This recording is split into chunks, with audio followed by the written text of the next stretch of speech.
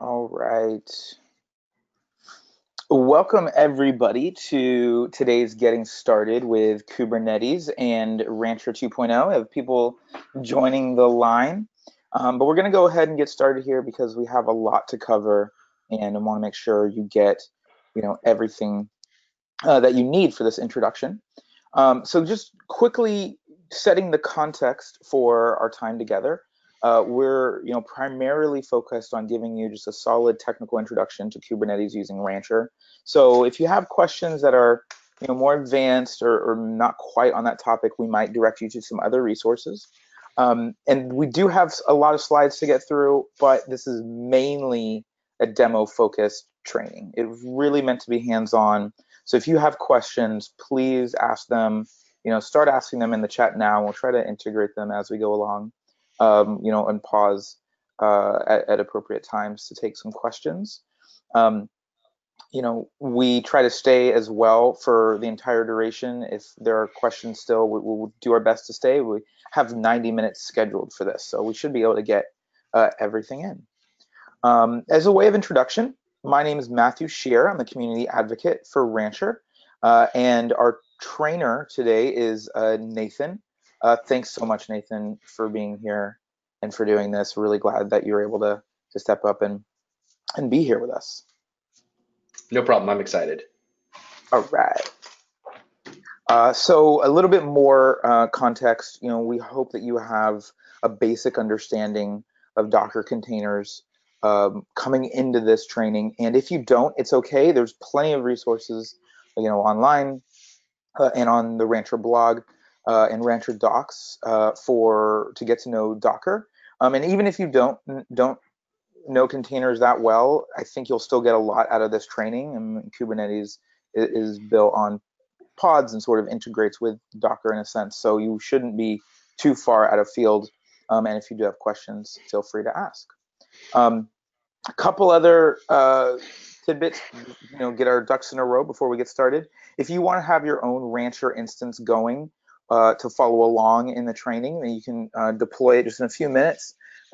Click the top right button on the homepage of the website to get to deploy, and you'll get to this quick start guide and be able to get Rancher installed. Also, to plug, further resources and really the community aspect of these open source products of Rancher and Kubernetes, please use our forums, use our Slack. It really is community focused, and there's questions being posted all the time. And our engineers do check those places out and see if there's any way that they can help. So with all that out of the way, we can get into the meat of the material. And so at this point, I'm going to turn it over to the real trainer on the line, which is Nathan. So Nathan, I'm going to make you the presenter. All right.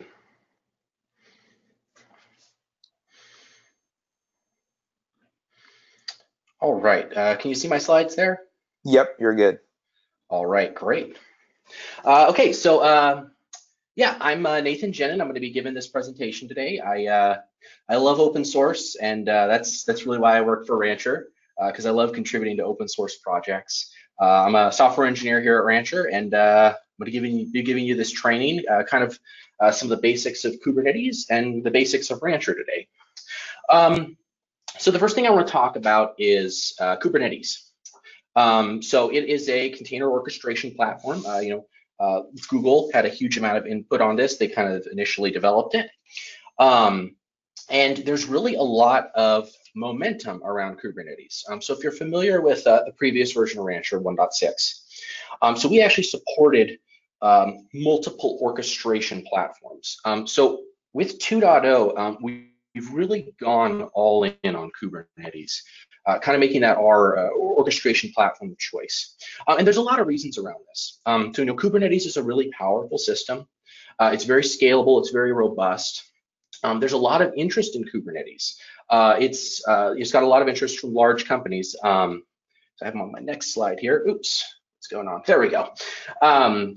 So there's a lot of large companies that are contributing to Kubernetes. There's also a lot of support that's coming out for Kubernetes.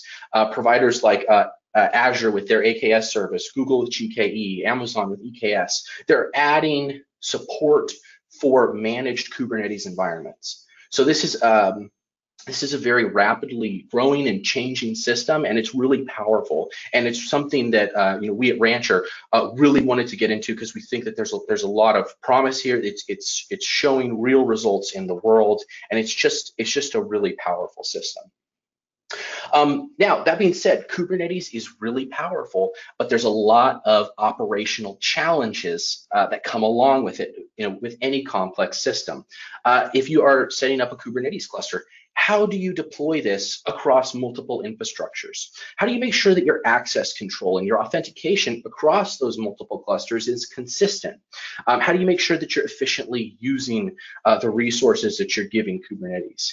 How do you deal with multi-tenancy? How do you have multiple different teams or organizations within the same Kubernetes cluster and make sure that they are not accessing things they shouldn't, and make sure they're not stepping on each other?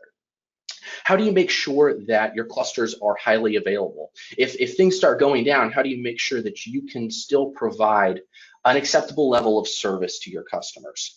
And then finally, how do you manage monitoring, logging? How do you manage, security policies, and how do you make sure those are being enforced? So really, here at Rancher, our goal is to make sure that Kubernetes is easier to use because it's a very complex and challenging system. Some of the reasons why it's so complex and challenging is it's just moving forward at an incredible pace. 12-month period in 2017, there were over 50,000 commits. It's one of the top 5 projects on GitHub, just in terms of the number of unique developers that are contributing. It's got a lot of activity and it's changing really rapidly. And part of the reason why this is so difficult to deal with is that Kubernetes doesn't actually have LTS versions. They release a new minor every 3 months, and there's a lot of changes between versions. So, how do you deal with that? That's a big challenge for any organization. So, you don't want to end up like this gentleman here who's stuck in a washing machine.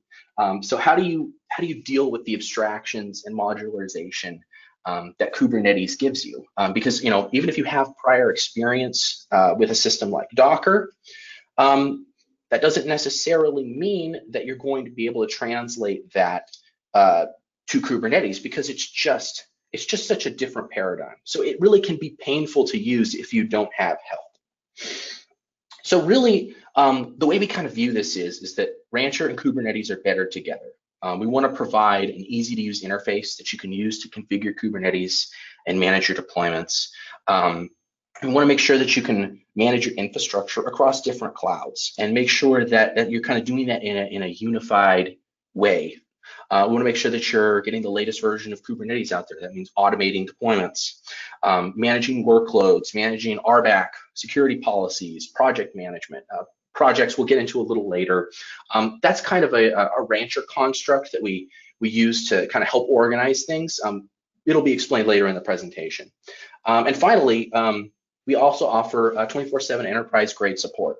So if you want that extra help making sure that you're using Rancher in the best way you can, we're going to offer that support. I do want to stress that enterprise Rancher and open source Rancher are the same thing. There's no difference between the two. But we do offer support for the companies that need it and want that extra help, just kind of getting that extra bit of the way. So we support a lot of different platforms with Rancher. So here's kind of a list right here. So I mentioned managed Kubernetes provider, EKS, GKE, AKS. You can also run on IaaS providers, infrastructure as a service, Amazon Web Service, and EC2, Azure, even bare metal if that's what you want to do. Our goal is to kind of offer a way to interact with all these things while providing all of these benefits in kind of a unified way. We really view ourselves as a complete container management platform. So this is kind of an example of how of how Rancher works. So here's our Rancher server, which is kind of sitting on top, which is kind of sitting in front of some of these other different providers. So here we have a GKE cluster that we've spun up in Google Cloud and an RKE cluster. This is our This is our Kubernetes installer that we've set up. And it's kind of sitting in front of these. It's providing a unified way to access them, and it's making sure that every request that goes out is going through the security system that you defined in Rancher. One thing to note here, this is a really cool feature of Rancher. So if you're familiar with 1.6, we used to use MySQL. So now we put everything in etcd. So if you have an etcd cluster and it is backed up and highly available, that means that Rancher is going to be able to access that. So if etcd is backed up, Rancher's backed up. So it's really, I really like that. That's a really cool feature. So Rancher kind of sits on top of this and provides you with this kind of unified experience, which gives you easy to use UIs and other ways of interacting with these clusters. So that's kind of the basics of Rancher. So next, I'm sorry, that's kind of the basics of what we're kind of going to be going over today. I want to kind of go through kind of some of the basics of Kubernetes. So there's a lot of objects in Kubernetes. I think there's over 50, at least over 50. We're going to be going through 5 of them today. So we're going to be going through pods, deployments, services, config maps, and ingresses. And the reason that we're going to be going over these is because we're going to kind of touch on a lot of these concepts once we get into Rancher. So it kind of makes sense to kind of explain them beforehand, so that you kind of have an idea of what we're talking about. Just so that you kind of, when Rancher does something, you can kind of see, okay, well, it's handling this for me under the covers, and I don't have to worry about making sure that all of these objects are correct, because it's very easy to mess something up in Kubernetes if you're not very careful, and Rancher kind of automates that for you. So the first thing I want to talk about is pods. So these are really the smallest unit that you can deploy in Kubernetes. It consists of 1 or more containers, and they're always scheduled together. So that means that they're always going to be running on the same machine. Each pod has a unique IP address, and the containers within the pod can talk to each other over the local network, over a local host. So it's a little bit confusing when you're first coming into Kubernetes. If it kind of helps to think of them as just kind of a single container, you won't be too far off most of the time. Just keep in mind there are some exceptions to that. You can have multiple containers in a pod. But if you try to think of pods as containers for the rest of this training, you'll probably do just fine. So this is kind of an example of what a pod would look like. So in this, we have an instance of Nginx and an instance of Redis. And Nginx is just able to talk to that instance of Redis just over the local network. So it can make local network calls and get to Nginx. And the pod just makes sure that these two things get deployed together. And that's really it. So if you're interested in kind of pods, pods are actually a design pattern. So this is a book called Design Distributed Systems, and it kind of talks about pods are one of the patterns that they describe. Pods are a design pattern like any other design pattern. The overused singleton, the command pattern, etc. It's just a way of designing distributed systems. Much like the Gang of Four kind of described how you design systems, back in the 90s, or actually, I don't think it was that early. So it's really just a design pattern. So if you're more interested in distributed design patterns, I highly encourage you to take a look at this book. So the next thing is I want to talk about is replication controllers and replica sets. Replica sets are kind of just like a newer, better version of replication controllers. So they kind of define the scale and the state of a group of pods. So it defines how you want a group of pods to look. And then there's going to be a controller that uses this information to drive changes in the system to get you to that state. So you define a desired state with your replica set, and then the system is going to change in response to that and try to reach that state. So this is kind of an example of what a replica set could look like. So in this instance, we have 3 machines. And we defined our replica set to say we want there to be 12 pods out there. So we have 12 pods running our Nginx Redis, our Nginx Redis system. But then something happens, and one of our nodes goes down. Oops. So one of our nodes goes down. So our replica set still says we want 12 pods, but one of our machines just went down because somebody spilled their coffee or whatever, and we're now down to 8. So what's going to happen is the system is going to drive changes that spin up more pods to meet that required level, the 12.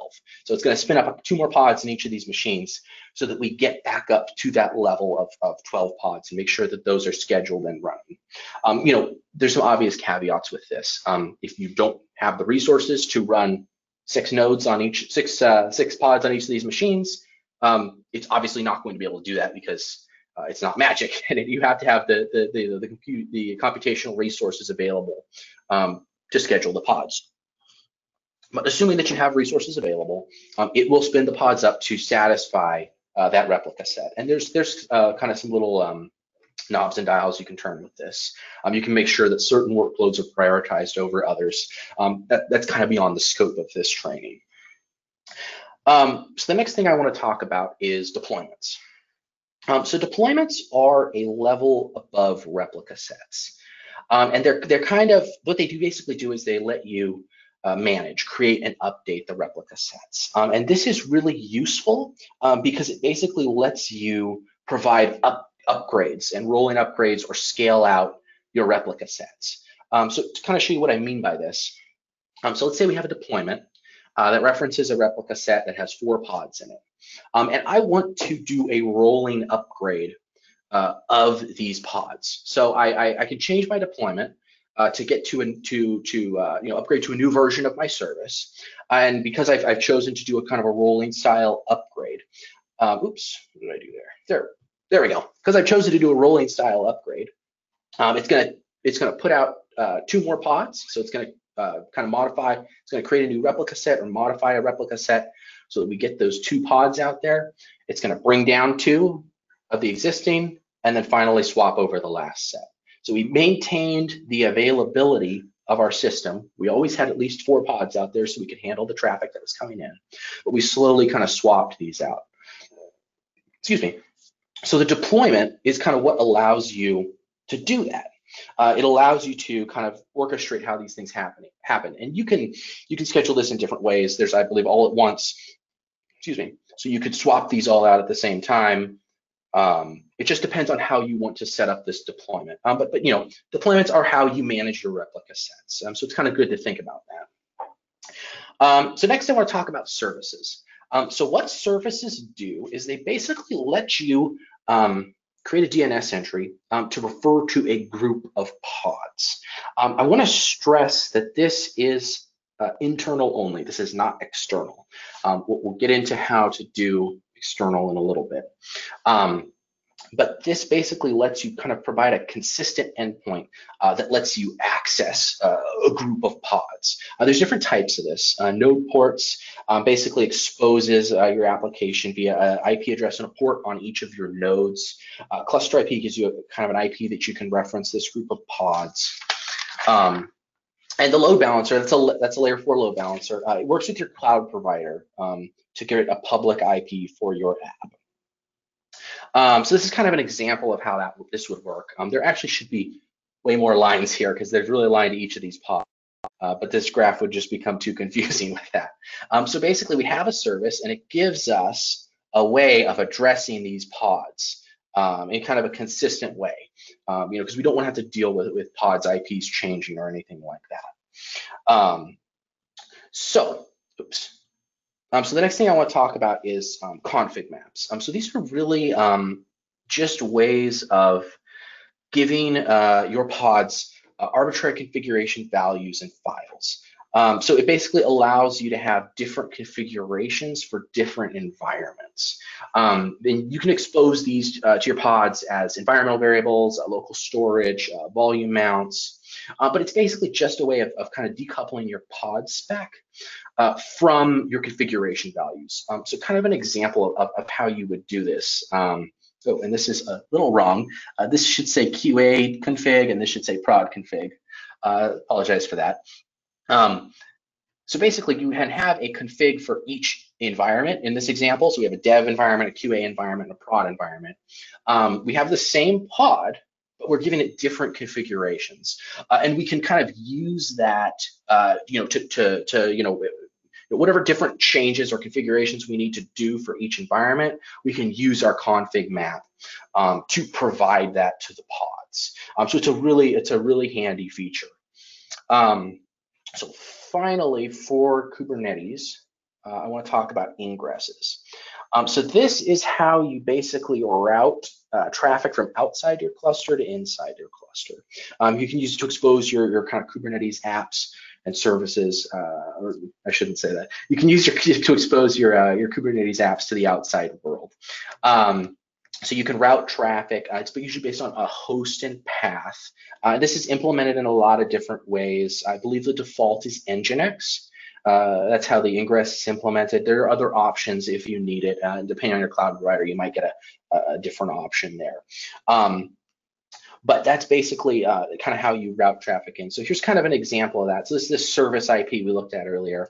In this case, we have Nginx acting as our ingress controller, taking traffic from these external endpoints and kind of routing it into the pods and making sure that that gets put into the right place. So let's see. Actually, before I go on, are there any questions? No questions yet, sir. So you're doing great. Keep it up. All right. Yeah, I must be explaining everything. All right.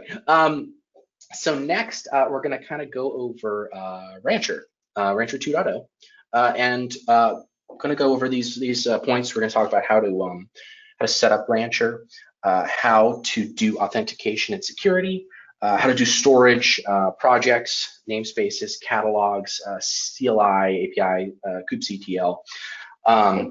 So this is demo time. Before I start, just want to, again, if you have any questions, please feel free to go to our Slack channel. Ping me. I'm just search Nathan Jenin, and I'm sure I'll come up. You can ping me any questions you want. If you have anything after the presentation or you want more detail, so I highly encourage you. This is a great resource. There's a lot of Rancher employees in there, answering questions, and we're happy to help. So please drop by if you have any questions. All right. Oops. Okay. All right. You can still see my screen, right? Yes, sir. Yes, you're good. Okay. Awesome. Thank you. So first, I'm going to start by going to docs.rancher. So this redirects us to the docs page. And I'm going to go to 2.x. And I'm going to go to installation, single node installation. So this is just the instructions, and you can follow along if you want. I do have kind of a pre-baked environment, so I'm going to be going a little fast. But if you want to follow along, that's absolutely fine. I'm just know I might be going a little fast. So the first thing you need when you set up Rancher is you need to make sure that you have a Linux environment that you want to run this on. So here's the requirements of that. So these are supported operating systems. Generally, if you can run Docker on it, you can run Rancher on it. But this is what we're kind of assuring that Rancher will work on. If you actually look at our terms of service, this is for enterprise customers, but it has our compatibility matrix in it. So this kind of gives you what the supported operating systems, versions of Kubernetes, and versions of Docker are. This Kubernetes Docker combination, we get this from Kubernetes. So we follow what their recommendations are. Kubernetes is a big system, so it's kind of a lot to assure that it's working. So there's not that many combinations, but this is what we support. Oops.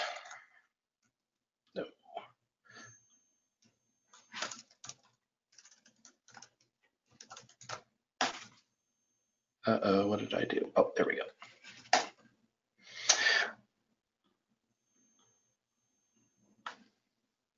All right. So you need to make sure that you have sufficient hardware. Here's kind of our recommendations. If you really want to do a ginormous machine, please give us a holler. Supported versions of Docker that you can use. There are some port considerations to think about. So this is kind of an example of a setup. So it's very important that port 443 is open. So generally with Rancher, you need to make sure that port 443 is open so that traffic can get in. The exceptions to this are if you're using a hosted Kubernetes provider, so this would be something like AKS, EKS, GKE, you need to make sure that 6443 inbound is open so we can talk back to the cluster. If you're using an IaaS provider, you'll need to make sure that port 22 is open because we will need to SSH into the node and just make sure that things are set up correctly and do our updates and our configurations. So the next, you'll also need to make sure that you determine what certificate option you want to do, what SSL option you want to do. So for the purposes of this demo, we're going to be doing a self-signed certificate. There are other ways that you can do this, but certificates are very challenging. So for this kind of simple presentation, we're not going to be doing that. So we're just going to kind of go with option A, the default self-signed certificate. So I already have a machine running. Let me SSH into that.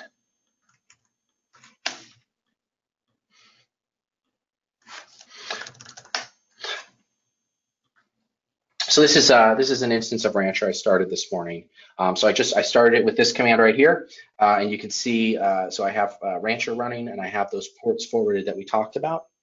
So this is up. I just ran the Docker command. It started up, and it's basically ready to be used. So we can actually go out there right now and take a look at it. So it's giving me a not secure warning. The first time that you go in, if you're using a self-signed certificate, you will need to make sure that you add an exception for that. And here, actually, let me show you something really cool real quick. So I actually have this set up so that it's actually integrating with GitHub. So my GitHub authentication, I'm actually logging in with my GitHub account. I'll walk you through I'll show you where that's set up in a bit. But the first time you come in, you'll need to make sure that you set up your admin account. You'll also need to set up the URL of the Rancher server. So it'll ask you for a URL. Make sure that the URL that you give it is publicly addressable by the clusters that you're going to add. So basically, if you're adding a cluster to Rancher and that cluster can't reach the Rancher server, it's going to have problems and it's not going to work. So I'm going to log in. So this is Rancher. I'm at the global level. There's also different levels with the clusters. We're going to stay at global level for a moment, and I want to show you authentication. So this is a really cool feature of Rancher. This is a killer feature. So we support a lot of different ways of authenticating. So there are local accounts inside Rancher that you can create, but you can also integrate Rancher with different services. So you can do Microsoft Exchange Active Directory. You fill out your information, make sure that you have a service account created with the appropriate permissions, and then you can integrate it with your instance of Microsoft Exchange Active Directory, and the users in there can access Rancher. So it's really cool that you can kind of integrate it with your existing authentication systems. Azure AD, which is, from what I understand, a little different than Exchange Active Directory. It's kind of Microsoft's cloud authentication offering. GitHub, obviously, we saw me log in with my account. Free IPA, Open LDAP. And not in the current version, but in a version that is coming very soon, we're also going to be supporting SAML. So again, this is a really cool feature. You can integrate Rancher with all of your existing kind of authentication stuff. Really cool. Any questions before I go on? No, sir. People are paying attention, right. but you're good. I must be doing a great job. All right. So the next thing I want to talk about is cluster creation. So I'm in Rancher and I want to add a new cluster. So I click on Add Cluster. And these are some of the options that it gives me. So here's managed Kubernetes providers we had talked about earlier, Google, Amazon, Azure. You can also import an existing Kubernetes cluster. We also have support for IaaS providers, Amazon EC2, Microsoft Azure, DigitalOcean, vSphere. Or if you have a node that's already out there that already exists, you can use custom to install that. So that would be just for an existing node that you have, wherever. So when I can go and show you kind of how this works, give you the name. Every cluster that you select is going to have this member roles. Basically, what this is kind of permissions for various users and how they're going to be able to access this cluster. So I'm the owner of this cluster because I'm creating it, but I can also add members to it. So I can add, here's some organizations that it's pulling from GitHub. I can actually add, Rancher employees and give them member permissions to this cluster. So really powerful feature that you can kind of have, that you kind of have this unified way of granting people permissions to these resources that you're creating. Really, really cool feature. And with this custom node, we just SSH in and get Docker set up. We install Kubernetes. I believe we use Hyperkube to set that up. Sorry, we don't install Docker. We install Kubernetes. You must have Docker on there because when you click next, you just get rid of that. Well, here, I'll show you that in a moment. But we'll SSH into it. We'll run a Docker command and get Kubernetes set up through Hyperkube. So here's kind of some of the options that you have. So we have Kubernetes versions. Rancher 2.1 is generally what you're going to want to use. That's kind of a version of Kubernetes we package just to make sure that we're kind of delivering something consistent. There's no differences in there between this version of Kubernetes and the version of Kubernetes that Kubernetes publishes, but we just kind of package this this way for consistency. We have a little option right here, so require a supported Docker version. So if you try to run this on a node that doesn't have the right version of Docker, it will yell at you.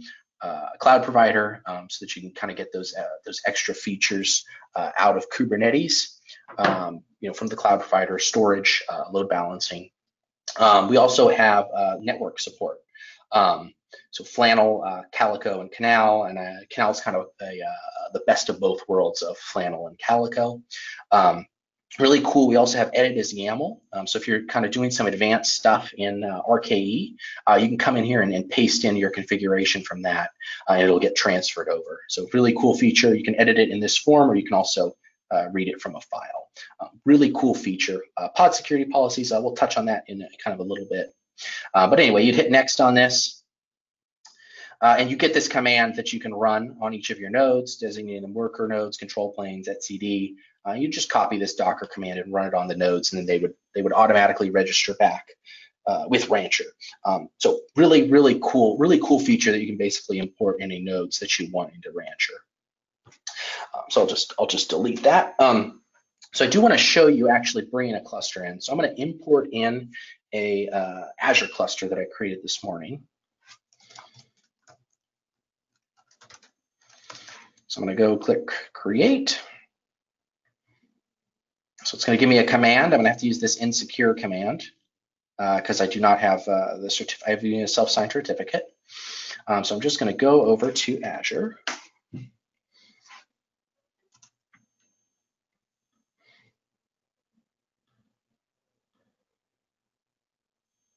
All right. I'm going to go here, view connection steps. I already have the Azure CLI installed. So I'm just going to copy this, create a new window, run this command. This is going to set up my kube config.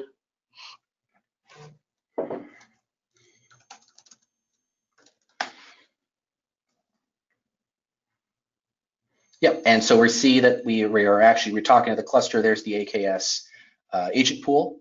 So I'm going to go back to Rancher. I'm going to copy this. All right, so it's going out, it's creating this namespace, it's creating these objects, and it's kind of getting this cluster ready to be managed by Rancher. So I can click done, and it's gonna wait a minute to talk back and forth with the cluster and kind of get that configuration working. Let's see, do we have any questions while we're waiting for this to come up? Yeah. There's a couple from Seshagiri. He says, first, are you running Rancher as a container? And so the Kubernetes cluster should be existing in order to have Rancher itself work. Is that right? So Rancher's running. You only need, so if you want to start Rancher the way I did, you're only going to need Docker to start it. You don't need an existing Kubernetes cluster. That's where Rancher is running. Now this cluster that I'm importing, that is an existing Kubernetes cluster. So Rancher is you'll need Docker to start Rancher, but you don't need like a Kubernetes install to do that. Okay. Because so he asked a follow-up question, which is, do you have Rancher installed in a standalone VM with Docker Engine, and then you're running Rancher in the container? Yes. So the VM that Rancher is running on, that's in DigitalOcean, and I did install Docker on that node before I started Rancher. Okay, cool. Awesome. Thank you. Okay, so there's one more, which is actually a request. I'm not sure if you'll be able to do this, but it asks if you could increase the font size of your terminal. This is a little easier to read. Yes, there is definitely a way to do that. Sorry, I sit really close to my screen. No worries. Let's see. How's that? Awesome. Is that more readable?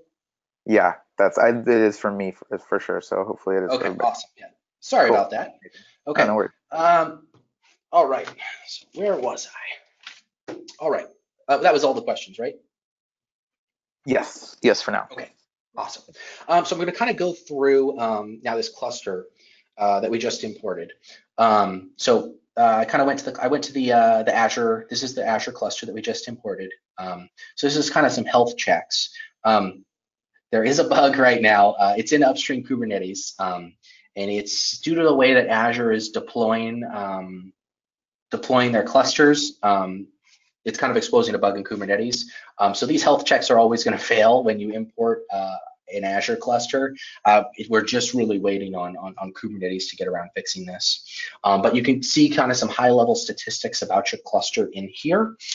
You can see that there's kind of the CPU, it's showing you your CPU, it's showing you the memory, the number of pods that are deployed, the status of various etcd, controller manager, scheduler nodes. There's also some really cool features that Rancher gives you. So while I'm on this screen, I can actually click right here, and I can launch an instance of kubectl, and I can actually run against that cluster. So if you recall, we ran get nodes here. So this was my kind of direct connection to that Azure cluster. I can come in here and run the same command. And it's actually going to go and it's going to send it out to that same cluster. So you don't actually need to kind of set up a kube config for these clusters. You can go into, I should say all your users don't necessarily have to do that.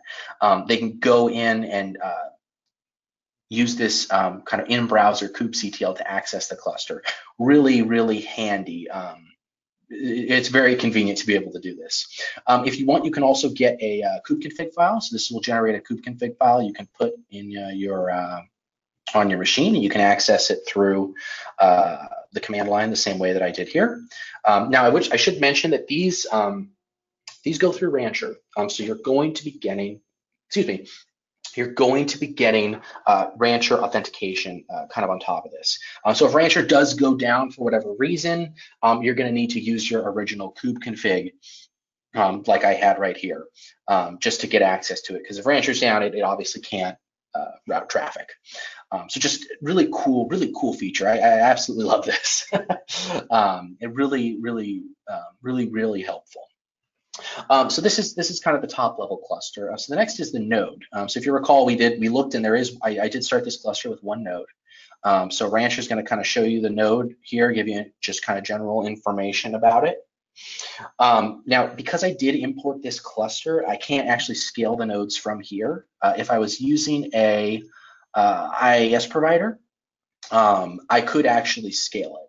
So if my DigitalOcean cluster, I can actually scale the number of nodes right here and bring that up and down. So it's kind of built in. There are just some limitations when you use the import option. That's one of them. All right. The next is kind of storage. So this is kind of, if you're familiar with storage in Kubernetes, you'll know it's not easy. It's very complicated. So we kind of give you some really easy to use options of kind of creating these persistent volumes and these storage classes. You can just enter the name of whatever you want, and you can kind of choose your plugin right here. These are not Rancher specific. These are existing plugins in Kubernetes. If you go Kubernetes,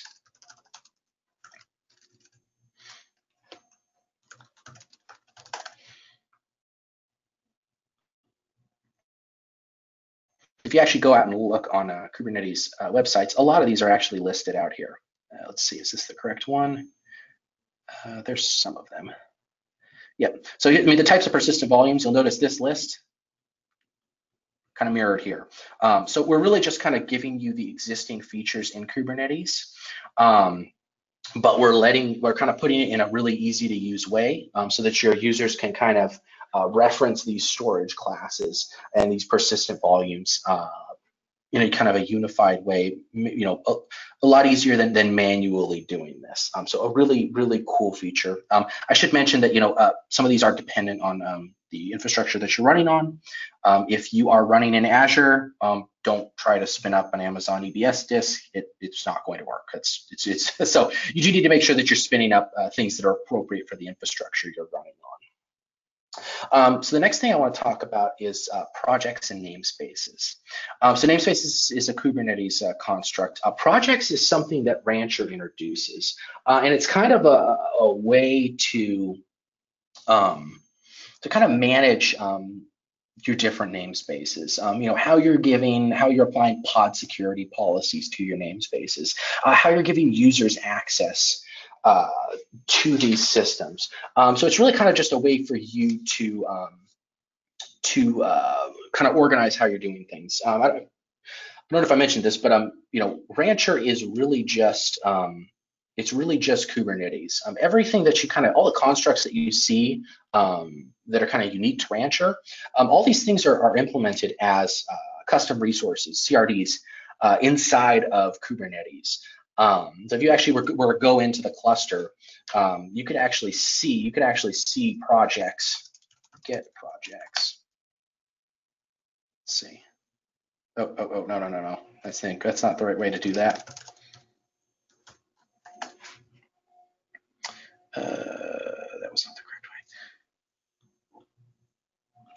way. I'm spacing on the correct command to list those right now, but all of these things that we're kind of looking at, these are all things that we've implemented inside of Kubernetes, and we're storing all this kind of information in Kubernetes CRD format. So the projects basically are kind of a one-to-many relationship. There's one project to many namespaces. So if I wanted to add a namespace, I can just add it to the default project right there, and it'll be created. It'll be managed by this project. So for instance, if I wanted to add extra users or give groups permissions to read only, if I wanted to make sure that the Rancher Labs group could give read-only permission, or if I wanted to add a pod security policy to this project, I could do that through this interface. You'll notice that there's some kind of stuff that comes in here by default. We have cattle system, so that's kind of the namespace that manages Rancher. So anything that Rancher creates, this stuff usually gets stored in there. There's some annotations that float around outside of that namespace, but the guts of Rancher sit inside this cattle system. So if you tried this out, you created this cluster of Rancher, and you decided that maybe you didn't really like Rancher, you can come in and delete cattle system, and except for maybe a couple, except for maybe for some annotations that are still floating around, you basically removed Rancher from your cluster, and you can kind of just get back to business as usual. We really want to make things easy for you. So you can also create new projects. I can add a new project, my project 1. Give whatever member permissions that I want. I can come down here. I see my project, and I can add namespaces to this. and it'll create those namespaces for me. And I can actually come out here and I can see those namespaces. So there's that NS1 that I created right here, or sorry, my NS1, and then NS1, NS2 right here. So these are it's making these changes in the cluster, but I don't have to to type in the commands manually. Rancher is kind of giving me a really cool interface to do that. So the next thing I want to talk about is kind of catalogs. So let's go to the global level again. Go to catalogs here. So if you're not familiar with Helm, it's kind of a Docker hub for Kubernetes. So it lets you kind of get lists of Helm charts, which are just basically formats for creating applications in Kubernetes, for single or multiple containers. So we provide multiple lists. So library, this is kind of an official curated list that Rancher gives you. There's also Helm stable. So if you go out, Helm. So this is the official page of Helm. So Helm stable. It's really just listing whatever official list that Helm is providing us. So Helm Incubator is just kind of cutting edge beta Helm applications. You can also define your own custom stuff. So for instance, you had a Helm chart in GitLab, or sorry, a Helm chart server. I'm sorry. If you had a Helm chart catalog in GitLab, you could come in here and you could give it a name and give it a URL and just add it to Rancher like that. So we don't if you have a custom list or whatever, we don't restrict you to the default. You can add it in here and then it'll give you access to those Helm charts. So this is really cool because if we go back to that cluster, we can actually go in and we can go to catalog apps, and we can actually launch apps from here. So this is the default list. This is our curated list. So if I, for instance, wanted to start an NFS server, I could come out here, fill in my options however I wanted it, click launch, and it would start up that NFS server right here. So then I could now use this NFS server, with my other containers or whatever I wanted to do with it, or if I wanted to, spin up anything else in the catalog, I could come through here and I could come into this screen and do that. So if you need something that's kind of pre-packaged, it's a really kind of cool and easy way to get this stuff out there. And Rancher just makes it even easier than using Helm charts, directly with Kubernetes.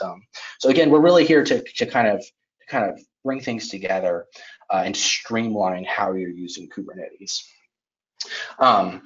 So the next thing I would like to talk about is kind of our CLI. So this would be the API and Kubernetes.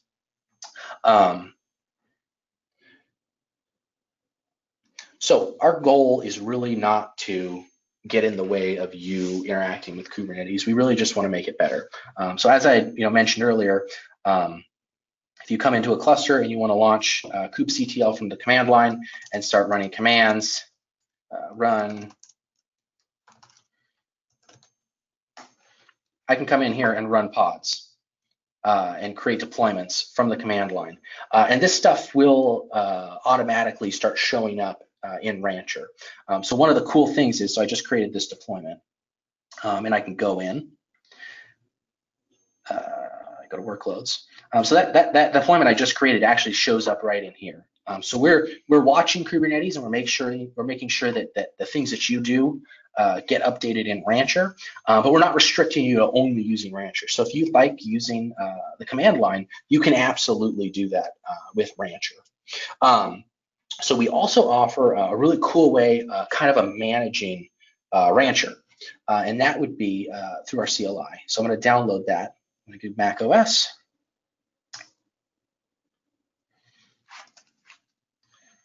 Let's get that unzipped. All right. So I downloaded the Rancher CLI.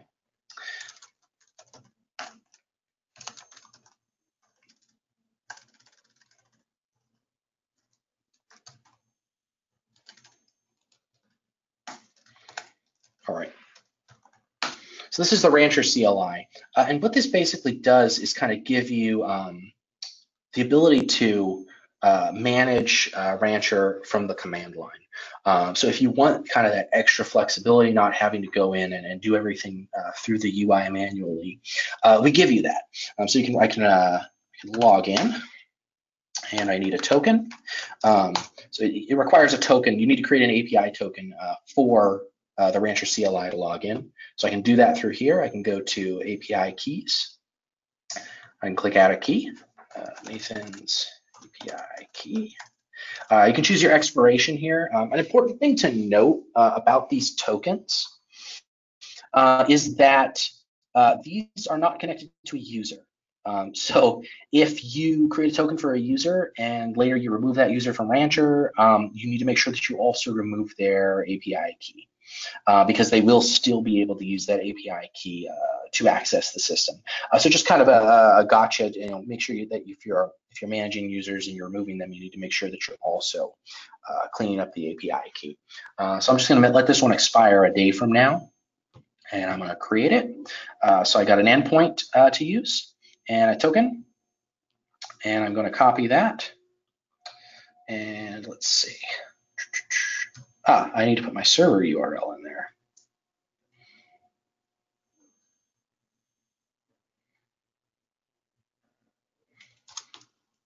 Copy that.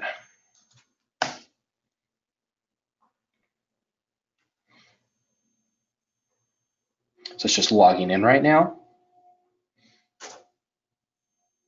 Uh-oh.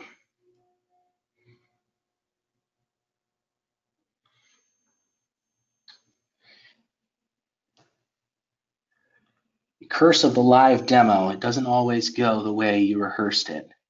What did I do here? That happens at every training, Nathan. Yeah. Oh yeah. This is not my first rodeo. All right. I'm sure I did something wrong here.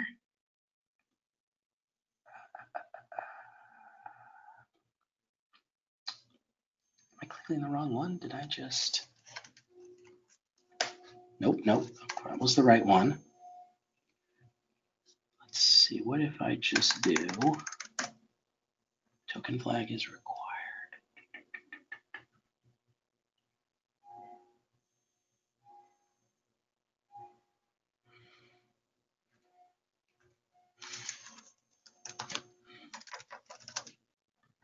Or if that was just a fluke.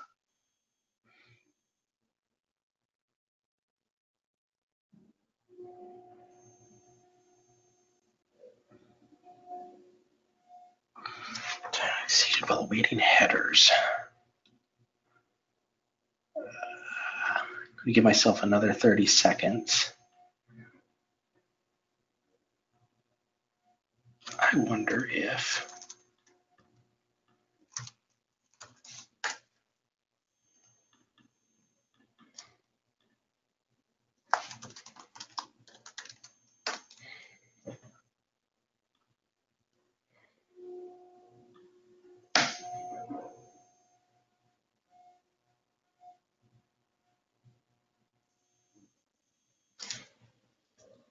no, that didn't work. All right, one more thing.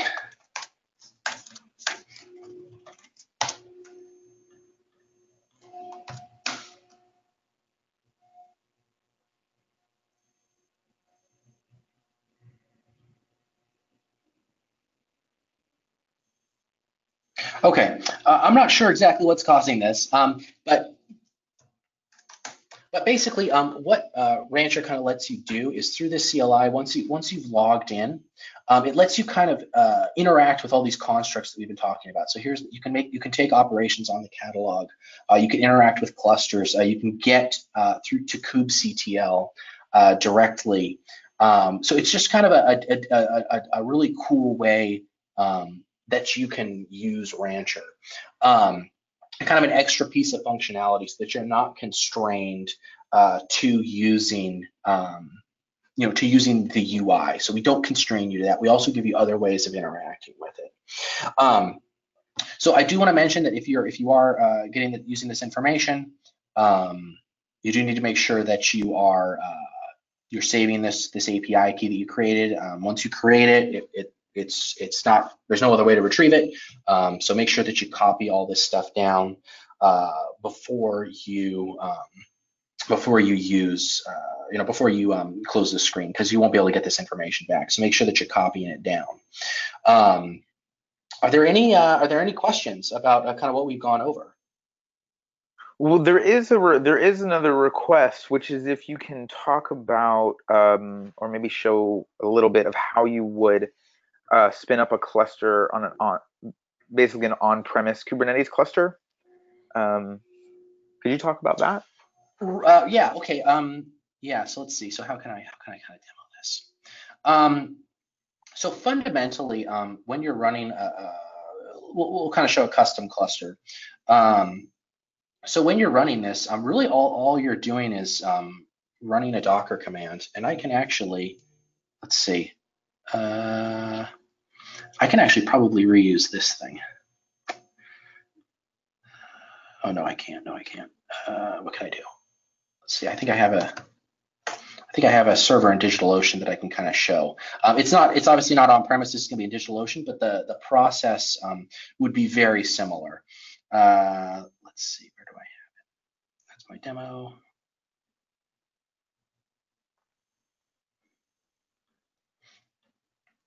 So I'm going to go into this. All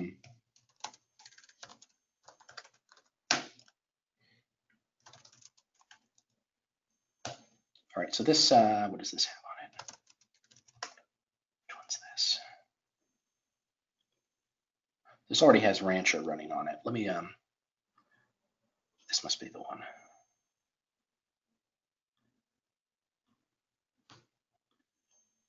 So fundamentally, when you're creating these custom clusters,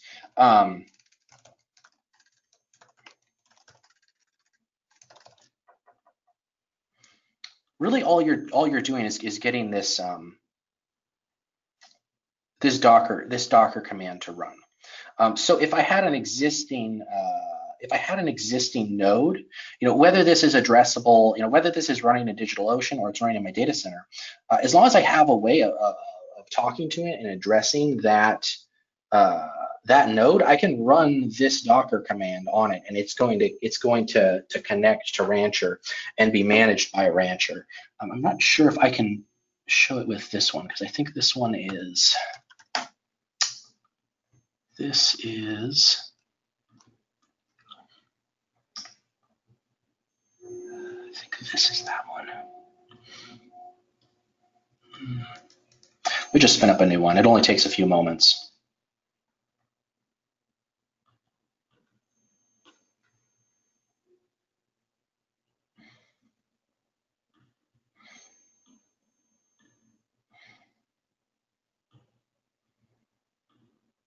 So really, I'm just gonna set this machine up real quick. It takes a few minutes, and then I can.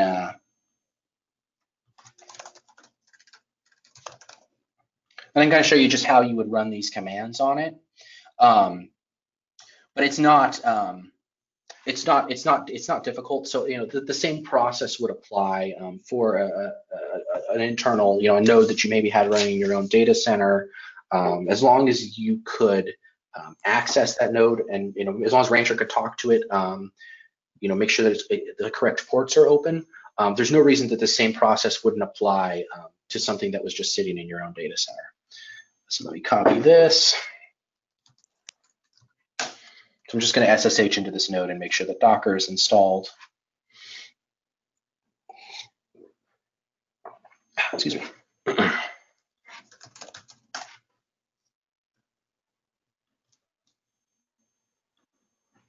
It's probably still, yeah, there we go.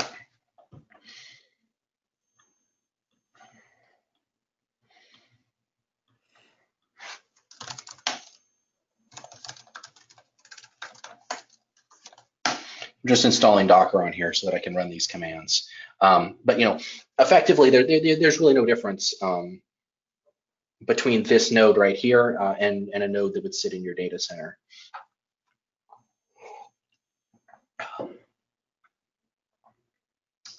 One minute. Are there any other questions I might be able to quickly answer while we're waiting for this? No, there aren't actually. So I Okay, think well, if you I'll finish this just, and you have time to show anything else, we could do that. okay, awesome. I'm just gonna put everything on the same node here. Yep, Docker's running, and this is on.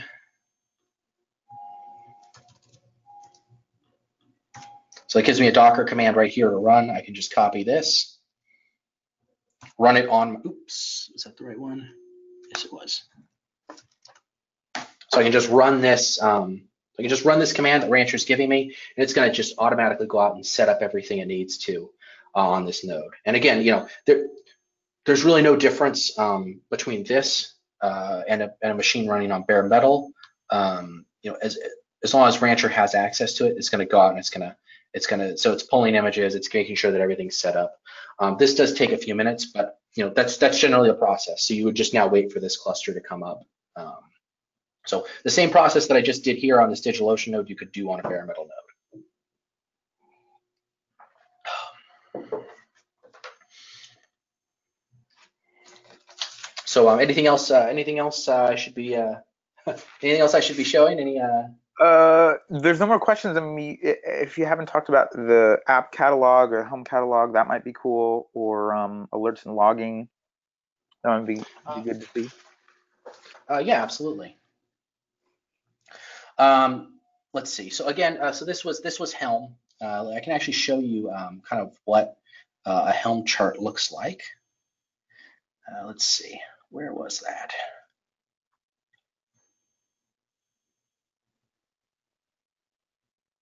I should have provided a link for myself.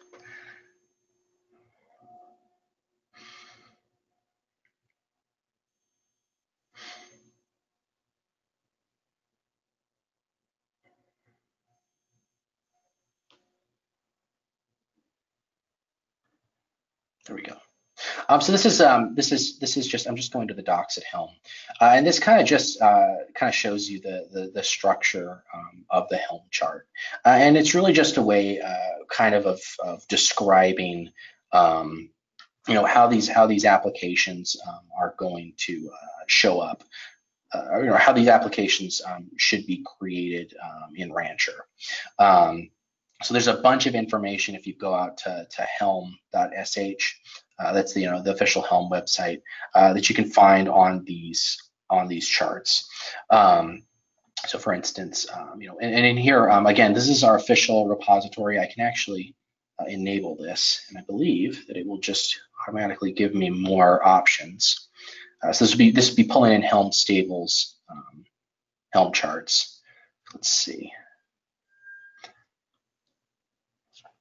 So if I launch, I believe I can just go to, yeah. So that was the two different. So if you notice, that was the library that we had enabled. I enabled Helm.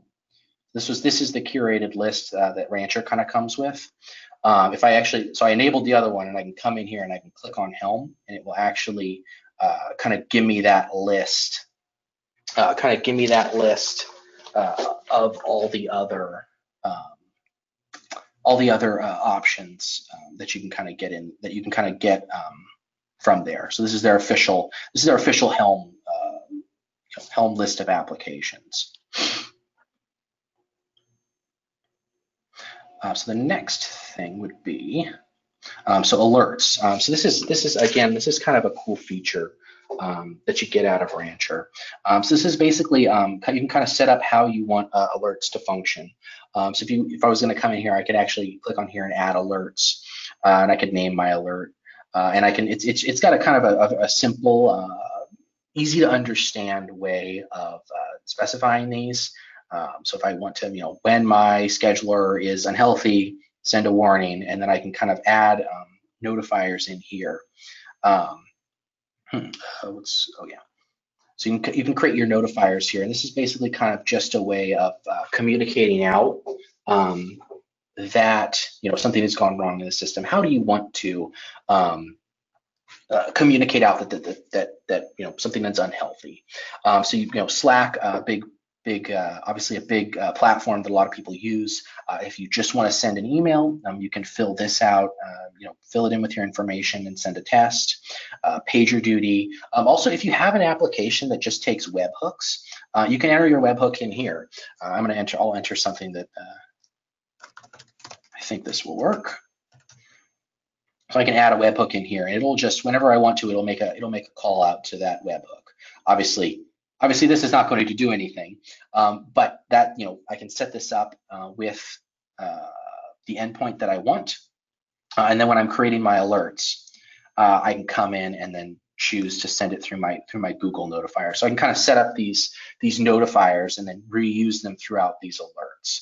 I really just a kind of a cool way of making sure that you have proper alerting around your system, because that's obviously important if you're running distributed systems. And there's a lot of different options here. All the documentation on this, docs.rancher.com, come out here, and we have documentation really on everything that I've covered today. Really cool feature, just kind of different ways to, you do node selectors just to make sure that every node is healthy. But yeah, so alerting, really awesome feature that you kind of get with Rancher. Really cool. That's something that's really cool. Yeah. Cool. So there is one more question. This is from Steven. He asks about, for self-hosted high availability setup running Rancher server, is it recommended to run the server within a Kubernetes cluster, or run it as a separate VM or bare metal instance? What is the recommended way to do it? That is a very good question. I do not know the recommended HA setup off the top of my head. If you could ping me on the Rancher user Slack, just at Nathan Jenin. If you can just search me on there and ping me on there, I can go get an answer to you for that. But I don't know off the top of my head, and I don't want to say something that's incorrect. Cool. Nathan, is there a section of the docs that talks about setting up Rancher and HA? That might be good to show. There is, yes, there is documentation in here. Okay. So high availability installation. There is instructions in here on how to do that. It might actually just say the answer to that when I come in and look. Mm-hmm. Let's see.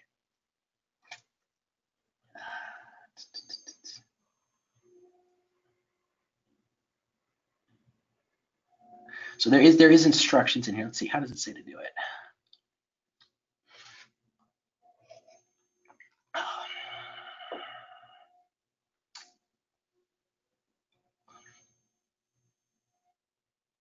Load balancer, DNS, RKE. So this runs RKE. This is our Kubernetes installer. So you would not need Kubernetes already installed on your nodes before you use them. Yeah, so you would not need. You would not need to have Kubernetes already installed before you started it, because it is telling you to use RKE. That's our Kubernetes installer. Cool. All right, there's a couple more questions. All right. So this one is from Adam, who he says, I'm new to Kubernetes, so this question may be silly, but I don't understand why you have to choose a cluster to deploy an application. In Rancher 1.6, if you have 3 hosts, you install an application from the catalog, and Rancher automatically deploys necessary containers on the hosts based on availability of host. Here, you have to choose a cluster. Can you explain why and shed some light on that topic? Yeah. So a cluster is not in this tutorial I gave. Each of the clusters that we looked at, they were all single node, but that actually doesn't have to be the case, right? So I had this DigitalOcean cluster, and if you recall, I showed the nodes right here. I can actually scale this up and add extra nodes. So it's not like there is a one-to-one relationship between these clusters and actual machines. you can have a cluster that kind of encompasses multiple nodes, or you can have a cluster that's one node unit, depending on, excuse me, how you set that up. So the cluster is really just a Kubernetes cluster, which is a Kubernetes construct. So it's not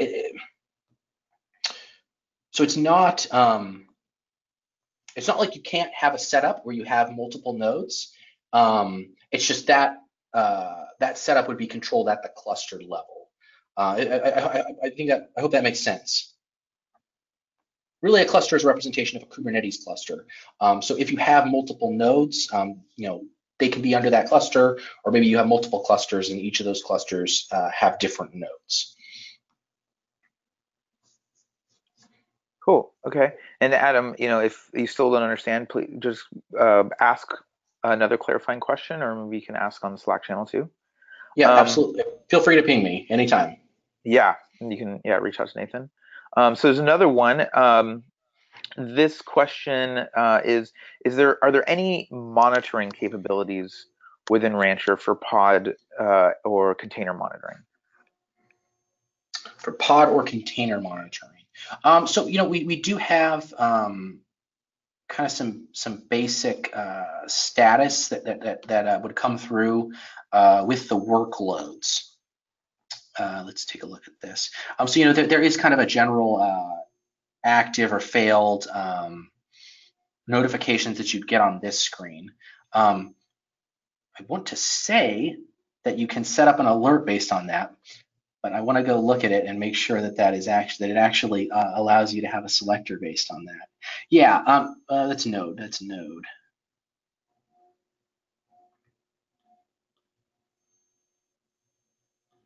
So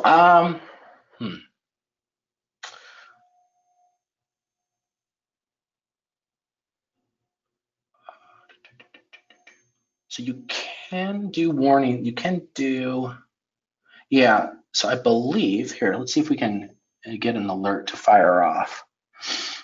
Because if this is based on a pod event, then you should be able to get a alert set up based on this. Let's see if that works. So pod alerts. Look, pod. How can I get a pod to fail here?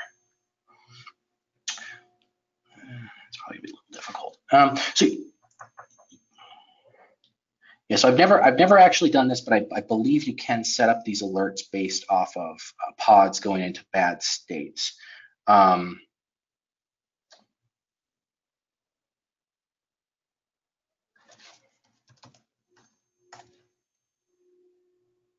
check to make sure that the documentation has something to say on this.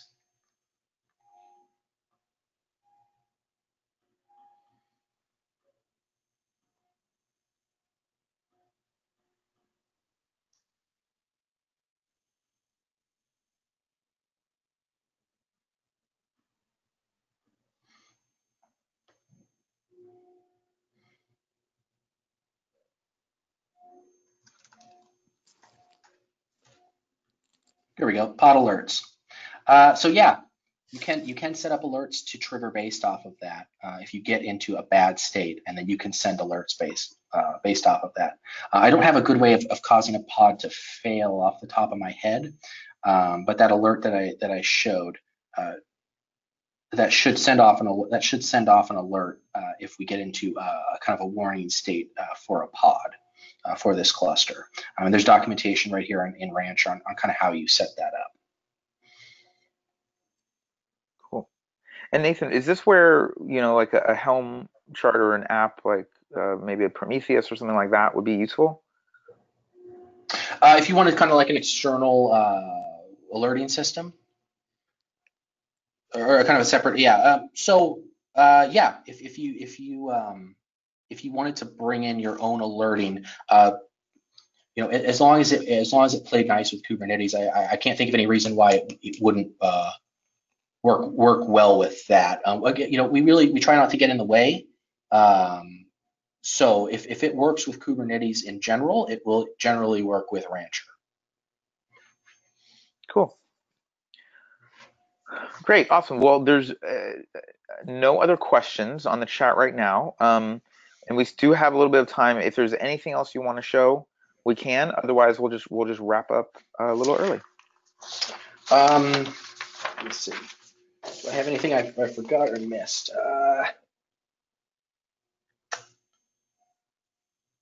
I don't think so. I would mention, with a lot of this stuff, I don't know if I stressed this enough, but a lot of these things that you see in Rancher really is just Rancher querying your cluster. So, for instance, in this Azure cluster that I had set up under the nodes, it listed one node because that's what I created with in Azure.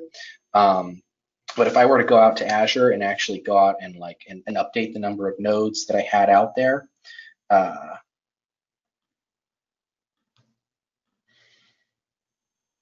were to go out here and scale it up. This is one node, I can scale up to 3. Save this. So as soon as these nodes come up, it'll actually show up in here. So again, this is not like Rancher needs to be the one to create it to manage it within these clusters. It kind of queries and shows these things as they appear, which is really cool that it kind of fits so nicely into how Kubernetes does things. This will probably take a moment, so I probably shouldn't have started this at the end of the presentation. It's okay. Cool. Yeah, it's updating right now, and it'll actually eventually show that node and give us that as an option once this cluster kind of gets back to a good state. It's just temporarily going through the update process. But yeah, that's one. I think I don't know if I mentioned this, but that's one of the limitations of imported clusters is we can't manage nodes directly. We have to go back to the original place where we created it and manage it through that. Yeah, so these nodes should be there.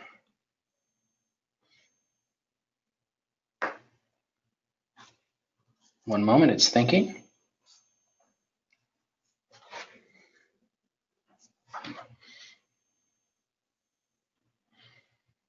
Well, they haven't shown up yet. But the cluster, it's still scaling that up. But they will, as soon as those appear, they'll show up here on Rancher, and you'll be able to interact with them. So yeah. Awesome.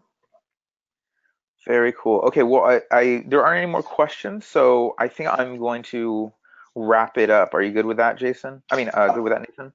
Yes, I think I'm fine with that. I think I got everything out there.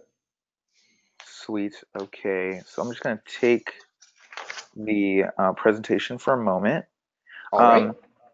So yeah, so in conclusion, everybody, if you still have, other questions that you think of, later today or, whenever, please reach out to us, slack.rancher.io, create a user there if you haven't already. And these slides and this presentation will be sent to you. It's all being recorded. So in the next 24 hours, hopefully you'll get an email with a link to the recording, the questions, and the slides. And otherwise, we'll see you soon. Keep, plugging away. And thanks so much for taking the time out of your day to join us for the training. And thank you, Nathan, for just giving your all and sharing what you know.